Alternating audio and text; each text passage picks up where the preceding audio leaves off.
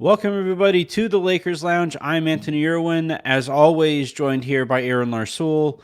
Aaron, I thought that, being 12 hours or so removed from the game would calm me down a little bit. I would Right. realize, hey, this was probably always going six anyway. There's no real reason to be livid about this anymore. But guess Wait, what? other than your Lakers, didn't you have a Lakers in 5 ticket? Yeah. Yeah. Had they won last night, I would have cleared about $1,000 or so. So I mean, that's a that good certainly reason. didn't help. Yeah, I That was gonna say that's a good reason. that didn't help my outlook on that. I mean, it was a couple anyway, but um I did. I mean, I have the biggest ticket that I put in heading into the playoffs was the Lakers winning the first series, right? Okay. So still can clear some money here, but last night would have been a nice. All right, look, we're going to dive in here. Okay. Ham is a topic of discussion. Giannis is a topic of discussion. Which do you want to start with? I mean, this is mostly a Lakers feed, so we probably should start there. However, I'm in the middle of listening to you and Raj last night, so we're gonna just be repeating a lot of the same stuff. So maybe we start Well, with yes and either no. way. I mean, Either way. Either way. it depends. Like unless you disagree with some of that stuff, then we wouldn't be repeating it, All right. right? Yeah. It's the Lakers feed mostly. All Generally, right, we'll start. We'll the start show with is called the the Lakers Lounge, so let's get into it. we'll start with the Lakers stuff then. And look, heading into the series, I told you that I thought the thing that the Lakers could do that Memphis has zero counter for because of the injuries to Brandon Clark and Steven Adams was if the Lakers go big successfully, there is nothing Memphis can do. And I felt like they went big successfully. And for much of the time that they were going big successfully, there was nothing Memphis could do other than shoot a few more 3 pointers and try to get the Lakers to match up with them size wise. And eventually they did. They got, it seems to me, they got the Lakers to start prioritizing smaller lineups to match up with Memphis's guard play. And I think it's made certainly game two and game five. That was, I think, the biggest factor there was the Lakers brought out guards to match up with Memphis, but the Lakers guards can't match up with Memphis, and I think that's when the Lakers have really struggled the most. I really think it's basically that simple. The Lakers got away from bigger, longer, more athletic, and now all of a sudden the Lakers are a game away from this thing being in real nervous town. So, how do you feel about it? I mean, we can get to the specific lineup I don't like and haven't liked, but I actually disagree because I don't think Okay. it's. I mean, I'm not disagreeing that maybe the Lakers should play bigger, although the Lakers don't really have bigger. I mean, like because Mo Bamba hasn't played in Oh, I don't mean a I month and don't a mean up half. front. I mean, prioritizing Rui over Troy Brown and Malik Beasley, for example. Okay, sure, that's fair. I guess my disagreement is not so much that. My disagreement is I don't think it is Memphis that has forced the Lakers to do anything. I think this is just what the Lakers do and have done, right? I mean, Hmm. we can go back to the beginning of the year. I know this team is different, but some of it is instructive. We can go back to the beginning of the year, and Yep.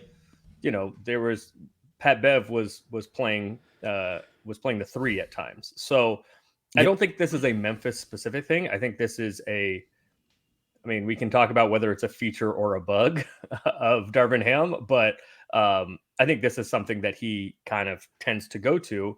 I Ideological kind of Yeah, thing. so I think it is more that because right he comes from like the Bud tree and obviously saw the success that Brooke Lopez have and Giannis had just being enormous and kind of standing there and just being enormous. It's can be useful and Lakers fans, we've seen it recently too, right? Because that was the ethos of the teams with Frank Vogel, including the championship team, right? Just be enormous and physical and a defensive minded team. And so I think that it was more for Darvin. I think this is my guess. I don't know. I haven't spoken to him about it specifically, but my guess is he kind of he fell into the trap at the beginning of the year. And actually, it's not even really a trap. He just decided that he wanted to play his best guys and more so. And it was more about getting the best guys on the floor as much as possible, as opposed to maybe the best combinations. And at the beginning of the year, because the roster was what it was, the best guys were the little guys mostly. And so I think that has kind of been embedded in his head. And I don't think he thinks necessarily that the best guys are the small guys now. Although, other than LeBron and AD, most of the best guys are smaller guys. But I do think that it is, I think he has fallen into the trap some of not looking at the way that the combinations fit together, and has defaulted more to guys that he trusts and guys that he thinks are the best guys on the team.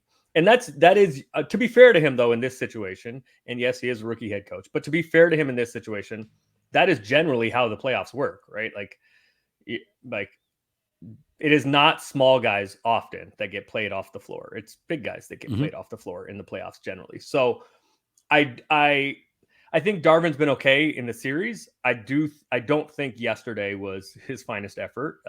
So we don't disagree on that. I think we just disagree maybe on the rationale behind it or the reasoning for it.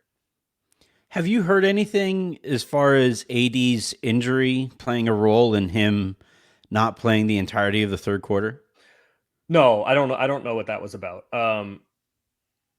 I guess I would only say, and so some of it has been strange. Can you cough if there was a call made, be like, hey, we can get an extra home game here? You can cough. You don't have to confirm or deny. I can assure you, everyone involved, I can promise you, everyone involved wanted to win last night, or 2 nights ago as you listen to this, Wednesday night. So I don't know what that was about with AD. And part of it has been strange because there definitely has been an effort to stagger LeBron and AD some, and to make sure that one of them is on the floor at all times. And I think that's the right call. But it has been like LeBron's substitution pattern has been kind of changing here and there, somewhat. And so AD has been playing.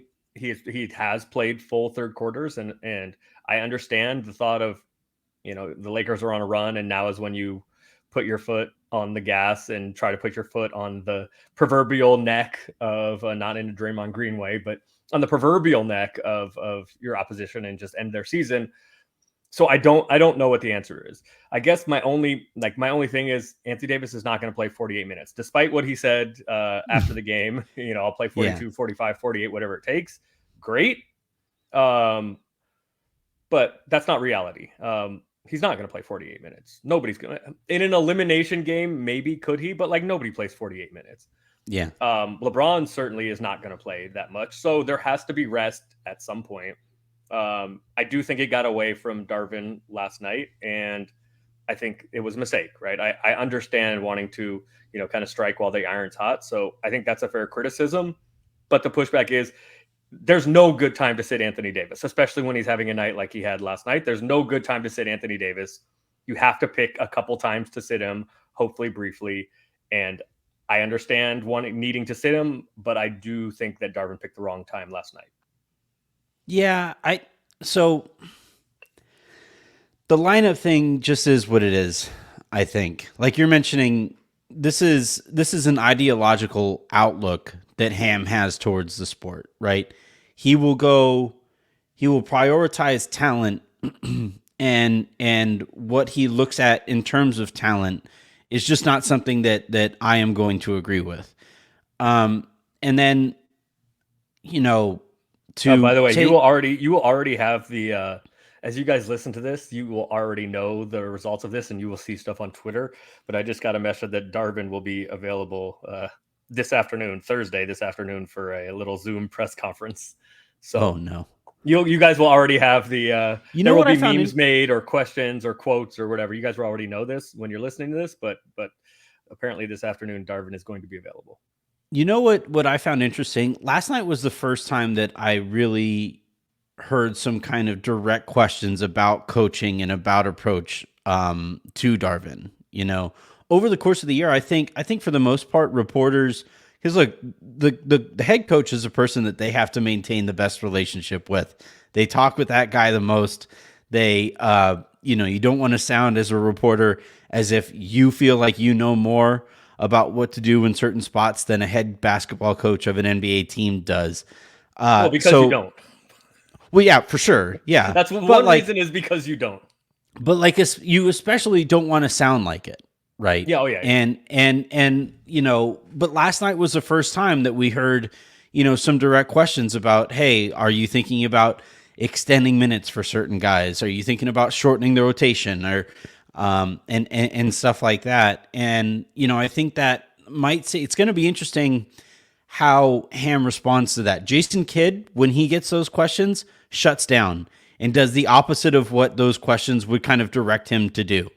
And he will be combative about it, and was combative about it all season with Mavericks media and especially Mavericks Twitter for some reason. And I think Ham is a lot more open-minded than Kidd. I think it actually helps that Ham isn't a Hall of Fame basketball player, and it allows him to be a little bit more open-minded. So it's going to be really interesting to see how he reacts to this stuff. But on that, I do have one disagreement with you, shockingly. Yeah. But you generally say that the media members, their most important relationship is with the head coach. In this case, it's not. Your most important relationship is with LeBron. Oh, yeah, that's fair. But generally, that's the case. Yeah, it was like most situations that's the case. That's not true in Golden State. That's not true with the Lakers. That's not true in Milwaukee, which we'll get to. But in most cases, yes, that is accurate. But even there, though, it's like those are extreme outliers, and even still, you still want a very positive relationship. Oh, absolutely, absolutely. Unless you want to be known as the guy, unless you're cachet, you have enough cachet, and your profile is big enough that you can be known as the guy that goes after people. Then yes. Other than that, yes. And look, like another example of it was like the end of Kobe's career when Byron was there, and Byron wasn't a good coach, and even still, like, he would do stuff and say stuff, especially after games that like, as he's saying it, I remember talking to beat reporters back then and even since, where they'll be like, he would say stuff, and I was just, are you sure you want to go on the record with that? Oh, Byron just got sick of taking bullets for everybody. Yeah. That roster sucked, and he just got sick of taking bullets for everybody. Yeah. And, and there was a lot of immaturity on it. There was obviously the D'Angelo Russell and Nick Young situation that he had to answer questions. I thought he answered questions poorly about it, but he was one of the voices. He was just sick of it at that point. But I do, like, while we kind of, and I want to go back to some of the decisions here. Mm-hmm. If Ham is going to shorten the roster and extend minutes for certain guys, he has to be more willing to take timeouts. If for no other reason, to get guys a little bit of rest. These timeouts, especially, in these nationally televised playoff games, these timeouts are a good minute or so, where guys can come longer than that. Yeah, they can come. I think they're 3 minutes, but go ahead. Even crazier. But so over the last two games, I think in both halves, Ham has finished halves with timeouts in his pocket. And maybe that's why his hands are always there. Like, he's just feeling timeouts. They provide warmth. Yeah, boy. But like, I think if you're going to, like, for one thing, I disagree with his approach. I get it. If you have an older team that has been around each other for a longer amount of time, that you want to let them kind of figure things out on the court. I get that. That was Phil Jackson's approach. That's a lot of really good head coaches' approach to those kinds of situations. Problem is, these guys have only been together for a couple months, and they're exhausted. Like, you look at poor LeBron, and I think he's sick, for one thing. And on top of that, you look at him in some of these stretches, and he's just gassed. He can't get around guys. And why do you think he's sick? He's like keeps coughing. Oh yeah, and I've seen that, like clearing his throat and coughing in the post game. Mm-hmm. If he is, I don't know it. I don't necessarily think. I mean, LeBron's 38 years old. There's also that. Well, but that And even more reason. I think the foot is still. I don't think he's like 100% even for his 38-year-oldness. For Yeah. the alien that he is. I think that's more of what it is. I do agree with you though. He does look more winded, gassed, whatever you want to call it, at times in games than I've ever seen before. Yeah. Maybe he's sick. Maybe he's just 38 and his foot's not feeling great. I think it could be a lot of things, but let's say you're finishing halves though with 2 timeouts each, right? That's 3 minutes per timeout. That's 12 minutes of rest. Well, they carry over. They carry over. Not all of them. You can lose one, but they carry over from the first half to the second half. Okay, but I think he's still wasting about. There is a use it or lose it timeout, but yes. Yeah, and so like but let's say he's not using 3 of them. I think in all of these games he's finished with at least 2 or 3 timeouts, and if he isn't using the use it or lose it timeout also, and he's losing one of those, and you're getting into like 9 to 12 minutes of rest that these guys can have, and you can come back and you can, hey guys, we got to get stops and we got to focus on this, and hey, it would be nice if somebody guarded Luke Kennard, and those kinds of things that, for the sake of, in last game, stemming some of these runs. In game 4, they had an extended run, Memphis did, that wasn't kind of cut off. And so you combine the momentum aspect of it and the rest aspect of it. And I think like people, it's easy, I think, to pick on lineups and stuff, because when certain guys aren't playing well, like when Malik Beasley and Troy Brown aren't playing well, it's really clear that they aren't playing well.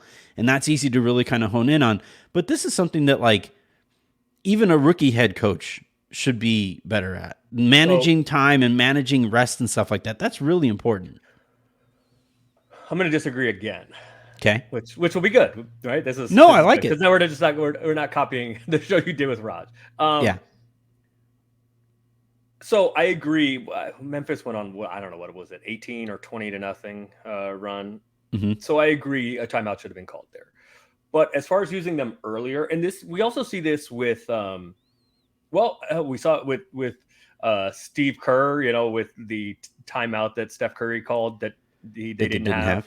And Steve Kerr challenged a call. So Steve Kerr called a timeout with like 4 minutes left, randomly, which I said at the time, or 3 something, maybe it was. And I said, you do not call a timeout here. And the reason you don't call a timeout here is because that only leaves you with one for the last 3 something minutes. And then he decided to challenge a play that wasn't going to win. And that leaves you with none. And then you get the Steph Curry thing. So, excuse me. So coaches are afraid of not having the timeouts when they need them. Why did Darvin end up with with timeouts left yesterday?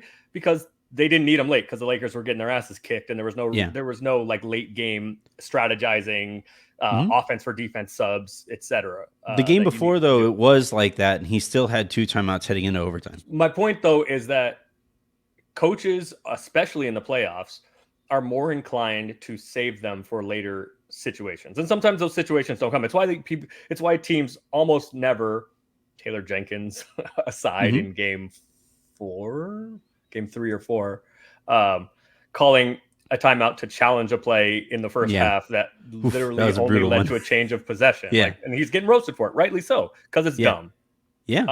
So coaches save their challenges and save their timeouts for the last couple minutes. The use it or lose it one, yes, fine, you're right. But teams do not. Yes, you use them to stop runs, and I agree. Darvin should have used one when I don't remember. It was around that time that you would be using that one too. It was close to 20-0. I don't know if it was actually 20-0, but it was like 18. Yeah, 18. Eventually, it became like a 28-2 run. Like when you like fully calculate the amount of time. The problem though is, and we can get to the lineup stuff now if you want. The lineup that I said shouldn't be playing 3 or 4 games ago, because it just doesn't work. And then came on the floor yesterday, and I said, don't play this lineup. And then they just got destroyed. I think it was 14-5 to end the first half. The last 3:19 of the first half, it was 14. It was 14-5 Memphis to end the first half. The problem though is, like, should you use one to stop that run? Yeah, probably. but then what? Like, so coaches are, and again, like this goes with coaches and everything. Like in football, like it makes sense to go for it on fourth down almost every time. I mean, like unless Yeah. you're in your own 25-yard line and it's fourth And go for it too every time and like all of that stuff. Yeah. But coaches are generally by nature very conservative. Yeah. That is changing in the NFL more with analytics. And it is changing in the NBA, but not, it's like a little bit behind still in the NBA. So coaches are very conservative, are a very conservative group generally. And coaches are often more afraid of the catastrophic downside of something than they are willing to take chances on upside stuff, right? And so coaches are terrified of, and this is not a Darvin Ham thing. This is basically an everybody in the NBA thing. Coaches are terrified of not having timeouts at the end of the game when they feel like they need to like micromanage something, right? We saw it with Bud yesterday. Twice he didn't use a timeout, and he subbed out and he subbed out Brook Lopez. And whatever, we can talk about that later. But so I think because Ham's mentor, Lakers by the fans, way. Wait, say that again. Ham's mentor. Yeah.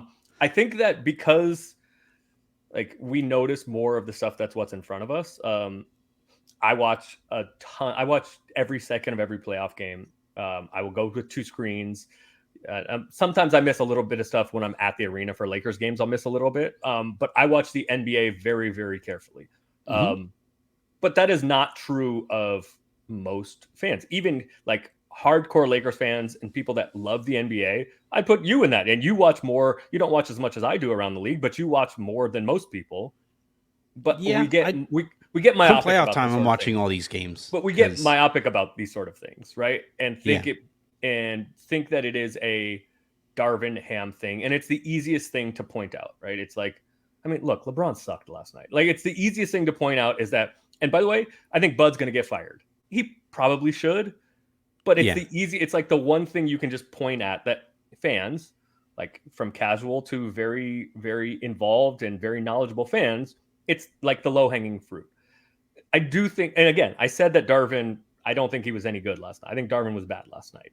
Yeah. But I think the point I'm trying to make is that I don't think that this like weirdness about saving timeouts, I don't think it is a Darvin specific problem. It is a problem for the Lakers, or it was a problem certainly yesterday for the Lakers. But when that strategy works out, we don't say anything, right? When he saves his timeouts and he has 3 left and you have to, and they're necessary. When it works, we don't say anything. But all right. But I do, but I want to be clear because you and I always talk about like, I can be seen as a Lakers homer sometimes. More propagandist than homer, but yeah. But I never say anything that isn't true. You and I talked about this a lot, right? I very strongly believe that the game has been too good to me, so I will never say anything I don't believe. Yeah. I do not think Darvin was good last night, and I think that a fair criticism.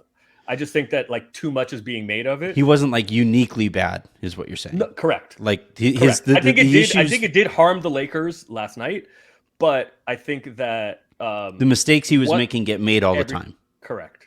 Yeah. And when that conservativeness or conservatism ends up working because there's 3 timeouts left at the end when you need them, nobody says anything. It's not like, oh, good, it worked out. All right. So two counters. One, and it's the same thing I say all the time to you about when you do this thing where it's like, well, other people make that same mistake, and it's like, I'm a father. And Avery says like, hey, but Billy over there is jumping off the big high rock. Can I go jump off the big high rock? And I'm like, I'm not Billy's dad. I'm your dad. And I say, no, you should not be jumping off a big high rock. I'm just offering context and perspective. Oh, for sure. Not excusing. No, I'm not. I'm not saying you are. And in this case, like, look, I was laughing. I mean, I was like nervously laughing. It was that meme of like nervous, haha, nervous, what the fuck, like Julia Louis-Dreyfus on Veep, right? I sound like Raj. Oh, is she the one from what's that? The Seinfeld show? Yeah. I never seen that, but yeah, okay, I know who that is. Look, I think you would like that Veep. Person. Veep is legitimately. Is it like Seinfeld or like whatever Larry David thing? What is that show? Well, no. What is I guess that show? a little. There's a lot of like improv comedy in it and stuff, but it's what's like the Larry David one? Curb Your Enthusiasm. Yeah, I don't understand those. I don't. They just like the They're observational. pretty good. Yeah, I don't get that. Yeah. That's white people shit. But I don't understand that. Veep is legitimately one of my favorite shows of all Okay. time. All right. I find it really funny. I won't check it out, but I should say I will. Okay, thanks for the recommendation. Look, you know what? Shouts to Raj for actually finding out who Leroy Jenkins is. I told Raj. Did you see this on Twitter? I said to Raj when you gave him shit about it. I don't know what that is either. Well, you're old. Like you're like old. I know, but I didn't when I was listening to I was listening today this morning to your show with Raj yesterday after the game, and he mentioned that it came from World of Warcraft, which I played when it first came out in college. A buddy of mine, we would play against each other, but you had to actually link the computer. So we had these like Ethernet cables running over door frames and across living rooms. And so I played World of Warcraft back in the day, but not when it was like the online thing. It was when you could do it locally when we would play against each other. So I've never seen that video. I'd never. You're old enough to be like pre-viral videos when we first like discovered the notion of a viral video. You're like old enough to predate that to a certain extent. And I think that's kind of what's going on. And Raj is like young enough to not know about like the first viral video. So there's kind of a gap in there that I fit into. Is that the first viral video? It's one of them. Like there was that one, and like what's Chocolate Rain? That dude that like sang Chocolate Rain. I don't remember that one. Oh, see. Yeah, the one that for a long time that was the most viewed YouTube video ever. Ouch, Charlie was a big one. Oh yeah, the so kid I know that bit one. his brother. Yeah, the kid that like got teeth removed. Ouch, and was on the gas. Charlie. Yeah, that's a good one. Yeah, okay. I know that one. Yeah, but anyway, so the other counter that I was going to make is I understand that conservatism, but with Ham in particular, he says he likes to hand over the X's and O's to LeBron late in the game, and that means calling fewer timeouts usually. So the Lakers are finishing even close games with timeouts in the pocket. No. That doesn't mean that. No. That's one of the things that it's one of the one of the things that comes out there. Yeah. No, that means LeBron has that means Darvin doesn't need to call plays, or if he does call plays, LeBron has carte blanche to scrap it if he sees something else that he likes better. Yeah. But it also, like we have seen, these playoffs aren't the first times that I've noticed Ham have timeouts at the end of these games. Like it's happened, it's been a thing all year. And again, like you're saying, he's not unique in that thing. But where I think what I will say is I think the Lakers are unique in the impact that is having on the team, because LeBron, like in particular, needs to be fresher than he currently looks down the stretches of games. And that's fair. And AD, I would say the same thing, given like everything he has to do defensively, giving him an extra breather here and there, and given how much he needs to be on the court because the Lakers are such a tire fire when he's off. He needs more rest than I think most superstars. So like this stuff like isn't unique to Darvin, but I think the impact on the Lakers is. So, okay, I do agree that I agree that there have been definitely times where LeBron specifically, but other guys have looked gassed. But that is just so counterintuitive. That's just like not how timeouts are used in the NBA. Mm-hmm. Timeouts are used to draw up plays. Timeouts are used to, I got to get this guy off the floor. And if it's the only way I can get this guy off the floor, timeouts are used to advance the ball. Timeouts are used for strategic stuff. Mm-hmm. Timeouts are used to stop runs. Timeouts are used to change. Okay, we're going to go to the zone out of this, or we need to start doing this more, or we need to get back on defense, or we need to attack the glass, or like keep doing this. We're doing, whatever. Yeah. We're going to get this together. Keep Mic'd playing like segments. This. Right. Timeouts in the NBA are not used for rest. Yeah, I know. And so they should be. Like never. Yeah, no, they fine. Be. But it also goes back to the fear of not having them when you need them. Yeah. But I also have a fear of LeBron not having legs when he needs them. That's fair. No, I'm not saying you're wrong. I'd say it's a phobia. I'm not saying you're wrong. What I am saying is that I have fatigophobia. Not only is this like not a Darvin thing about saving the timeouts, this is like counter to everything, right? It's counter to how the NBA operates normally. And Yeah. I think it's a fair thing to say that maybe this is a unique situation where, like, because the Lakers are so dependent, not so dependent, the Lakers are built around AD, who often gets nicked up and has little stuff happening. And LeBron, who is in his 20th season and is 38 years old. I think it is fair to say that this is not a normal situation, not a normal NBA situation, which calls for maybe more advanced thinking on what is the purpose of the timeouts, right? If you have LeBron's brain and you don't need it to do strategic stuff late as much as you would like, or as much as most teams would need. But then the pushback against that, or the other side of that coin, is like, for somebody who's an alien and has had the biggest battery or the longest lasting battery in the history of the league, whether it's age, whether it's mileage, whether it's because he's just like not completely right physically, whatever it is, LeBron, I agree, has looked like games are taking a toll on him more than I have ever seen before. Yeah. And so maybe that's also the other side of the coin, is maybe there needs to be some different thinking, because you may not need them as much because you have LeBron's IQ and his experience, but then maybe you do need them more for rest.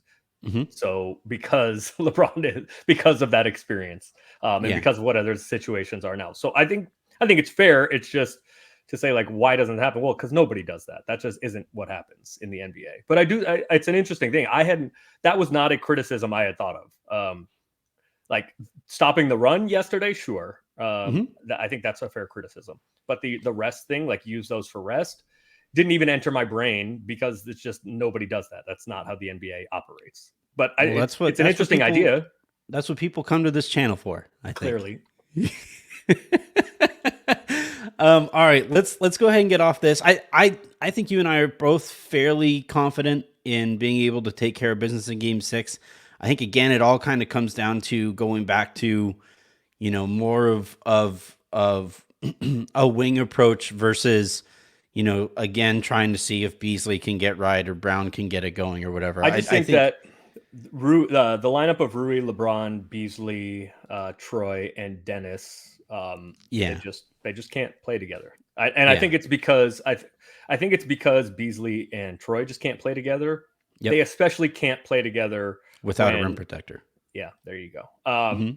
I've been saying for months that I thought that there was only room maybe a couple months, that there was only room in the rotation for either Beasley or Lonnie, because they were too duplicative. That choice has been made. It's Beasley, not Lonnie. I think now that we're in the playoffs and the rotations shrink even more, you 100% cannot play Beasley and Troy together. And I'm not sure there's room for both of them at all in the rotation. My choice would be Troy, because he offers a little bit more size, a little bit more athleticism, a little bit more on the glass, a little bit more defensively. But to be fair to Malik, a lot of it is like he comes in, plays a couple minutes, like gets one shot. Nobody's really looking for him. He gets one shot up, it doesn't go in, and then he's like, okay, well, he's not doing anything else. So if he's going to be out there, and he also feels like he has to get him 3, 4, 5 attempts immediately. Yeah. And I think the chucking, has really thrown off his rhythm. I'm with you. To be fair, I'm not sure because Troy hasn't been making shots either. And if Troy's not making shots, I'm not sure there's much argument that he should play either. Yeah, I think I'd rather disperse those minutes. D'Angelo gets a few more minutes. Options, though.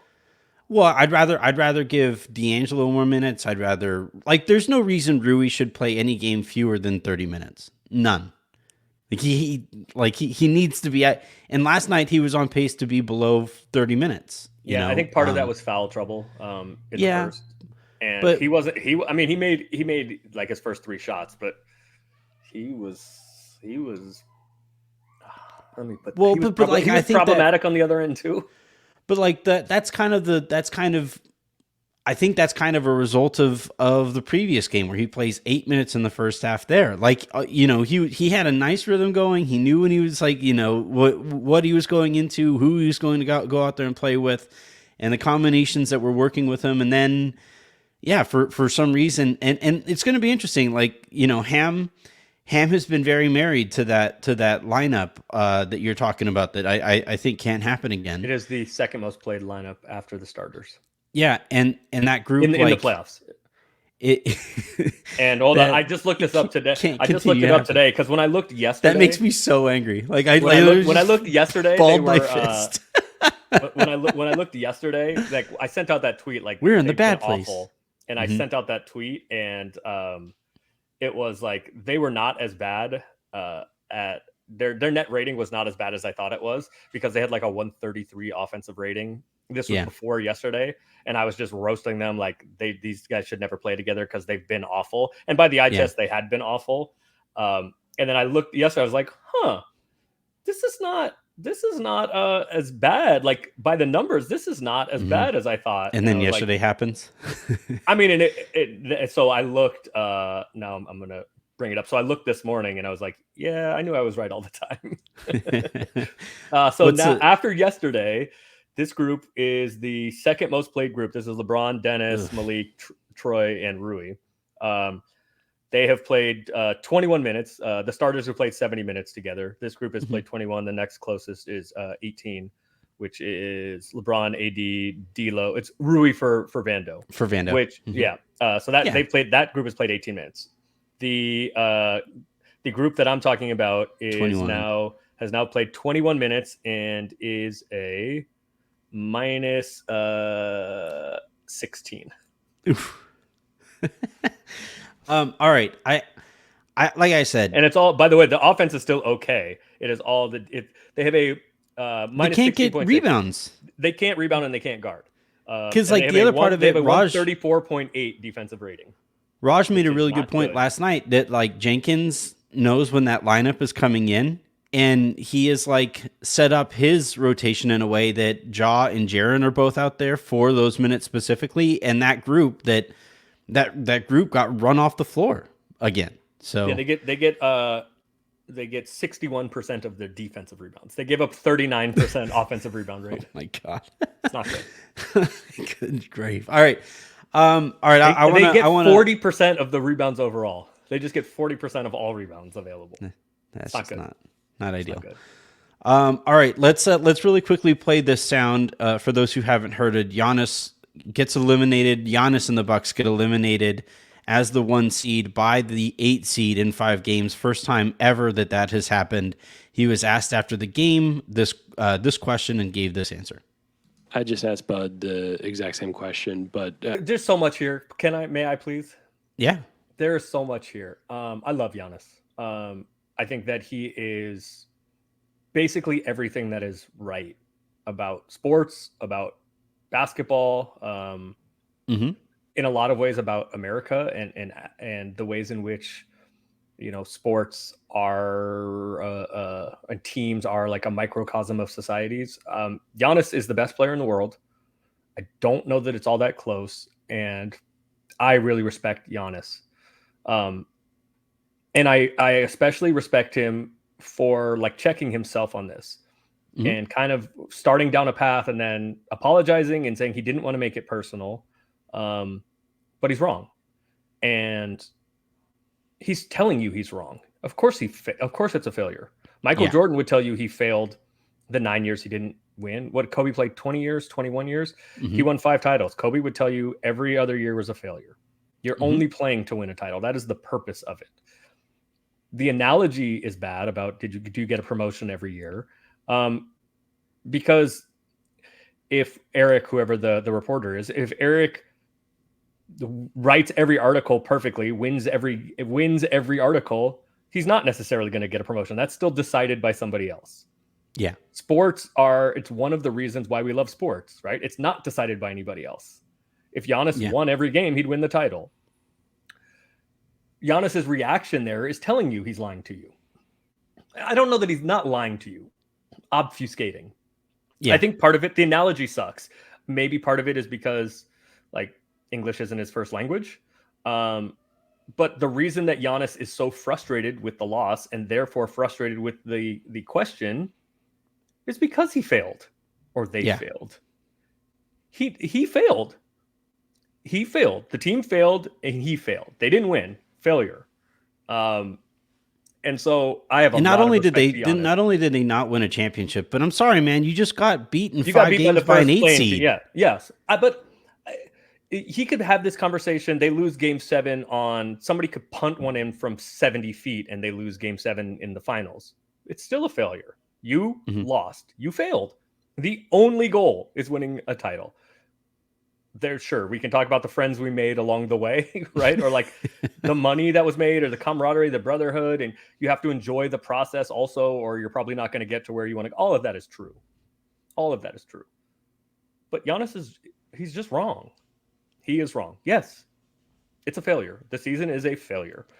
I do want to say though, a lot of respect to Giannis. I do think he's the best player in the world. I don't think it's all that close. But I think he's telling on himself, right? The reason he is so frustrated is because the failure of his season ending was hitting him, and that's why he was frustrated. But I do really respect him, like twice, like starting down a path and then saying, no, like I don't I'm not that guy. I don't want to be that way or something right at the beginning. I don't want to make this about and then like saying very specifically, I don't want to make this personal, and using the reporter's name. He's obviously frustrated. He's obviously frustrated, understandably. He had some failings last night. He was 10 of 23 from the line.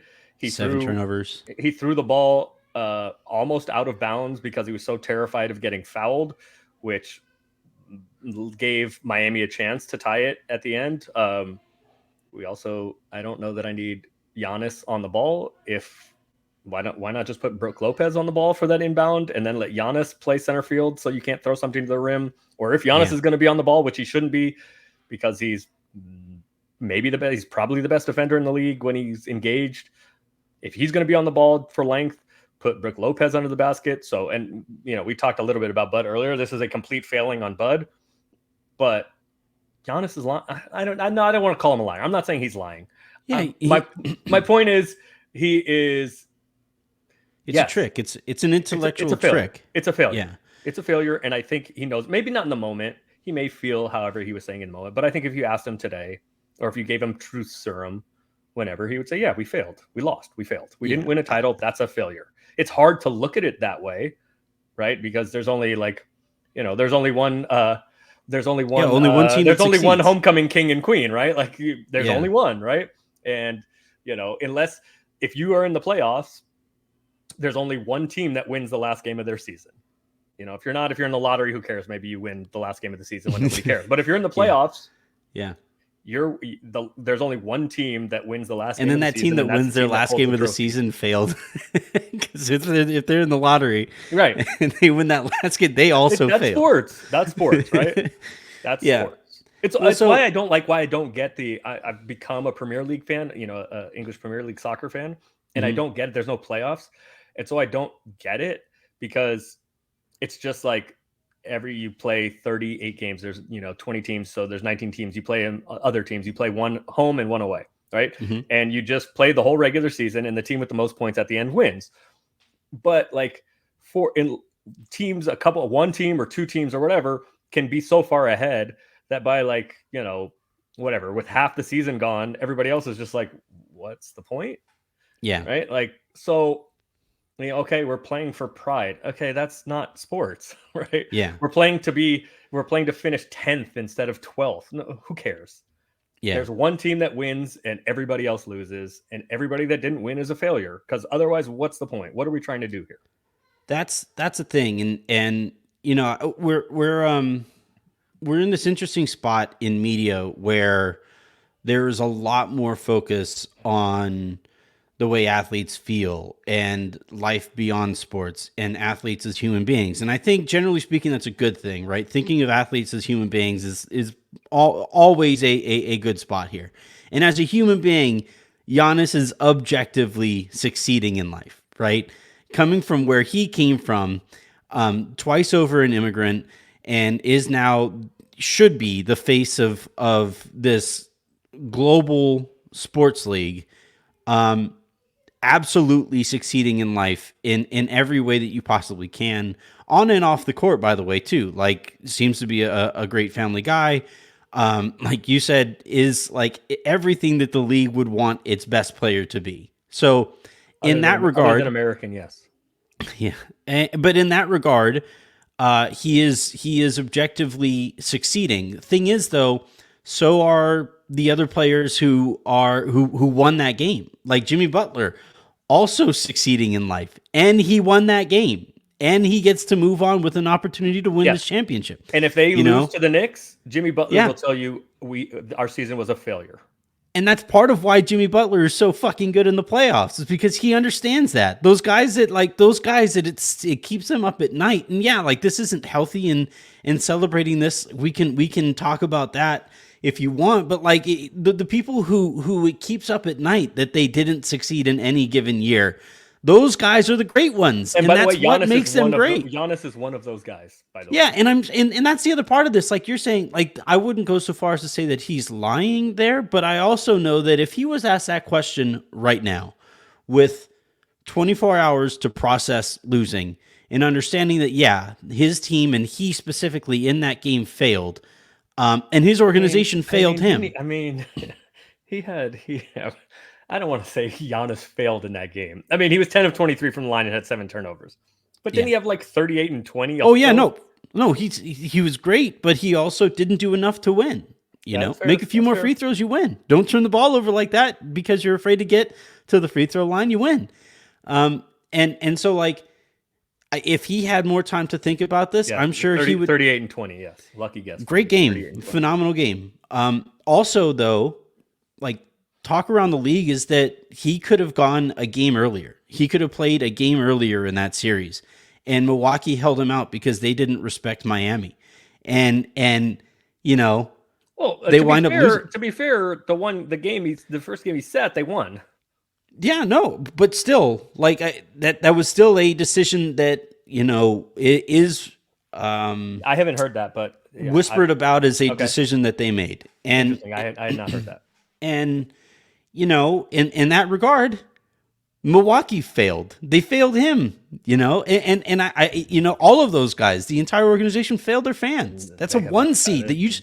They have a fascinating summer, boy. Yeah, man. They have a fascinating summer. They did this thing after winning a championship. They let PJ Tucker walk in part because of financial reasons, and they let Dante DiVincenzo walk in part for financial reasons and tax burden stuff. Yeah, but Dante was hurt also though. Yeah, but and I'm was just saying, awful last year in Sacramento. But like I guess my point is more that like where they are really lacking is in some of the stuff that those guys provided the year that they won the championship. Now, maybe they don't continue to provide those things, but I think PJ Tucker in particular would help with some of the stuff that they need. And like Drew was getting cooked by Butler too. The other thing too is, and like one day we're gonna realize this, like wings, guys, wings. You can't have Grayson Allen out there. You can't have Joe Ingles. Like, can we talk about why Grayson Allen like didn't take the last shot, but was like got the ball to theoretically take the last shot? Yeah, I don't know. That was very messy, but go ahead. But like, I don't know. I appreciate Giannis, and I appreciate that in that moment he still tried to be thoughtful, but I think he really ignored expectations for one, right? That. Were the first 50 years of the organization a failure because they didn't win championships or whatever?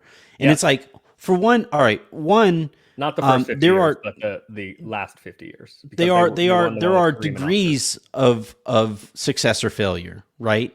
This season in particular was a disaster of the highest scale that a playoff team can get to, because we have literally never seen a 1 seed lose to an 8 seed in 5 games, right? They dropped 3 straight to this team. I believe the third time. I don't remember who put this out on Twitter, but I think or maybe it was on Inside the NBA. I think it was on Twitter. This was the third time that I think so. A 1 seed has lost to an 8 seed 6 times. Yeah. But this is only the third time in history that the betting favorite, and Milwaukee was the betting favorite to win the title, got eliminated in the first round. Yeah. So I don't know. I